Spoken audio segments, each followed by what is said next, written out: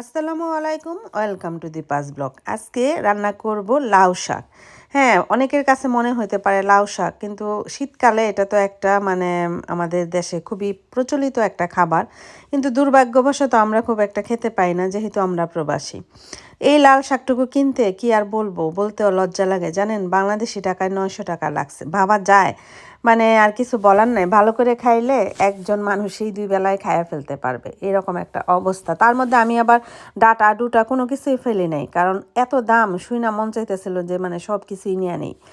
কিছুই করার নাই। যাই হোক, আমি শাকগুলোকে সুন্দর করে কেটে ছোট ছোট করে টুকরো টুকরো করে ডাটা সহ সামান্য একটু লবণ আর হাফ কাপের মতো পানি দিয়ে এটাকে সিদ্ধ করতে দিয়েছি। যেহেতু আমি ডাটা সহ দিয়েছি, এই জন্য পানি দিয়েছি। ডাটা না দিলে পানি দেওয়ার প্রয়োজন পড়তো না।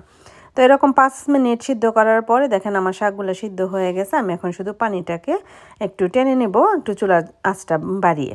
তো আরেকটা ফ্রাইং প্যানের মধ্যে আমি পরিমাণ মতো সয়াবিন তেল দিয়ে দিলাম।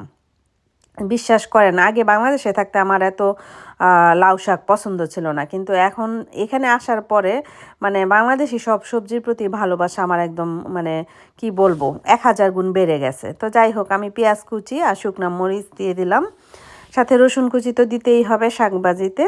তো দিয়ে আমি একটু ভেজে নেব সবগুলো উপকরণ, একটু নেড়ে চেড়ে 2-3 মিনিটের মতো ভাজবো। এখন আমার সব ধরনের শাক খেতে খুবই ভালো লাগে, স্পেশালি বাংলাদেশি। এখানেও পাওয়া যায়, খুব একটা এদেশি শাক না, স্পিনাচটা পাওয়া যায়, পালং শাকটা।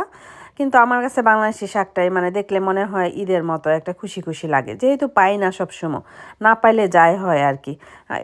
আমরা প্রবাসে আসলে বাংলাদেশের মনে হয় কি বলবো, ঘাসও দেখলে মনে হয় যে খায় ফেলি।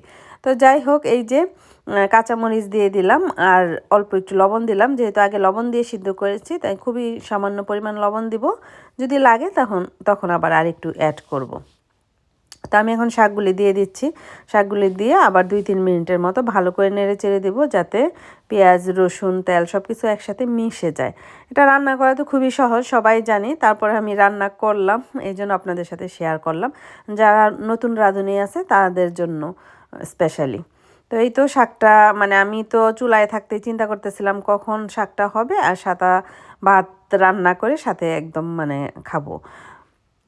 তো আমি একটু ঢাকনা দিয়ে ঢেকে দিলাম, যাতে সব কিছু একসাথে মিশে যায়। এই তো আমার শাকটা রেডি হয়ে গেছে। ভালো থাকবেন সবাই, সুস্থ থাকবেন। দেখা হবে অন্য কোনো দিন, অন্য কোনো ভিডিওতে। আল্লাহ হাফেজ।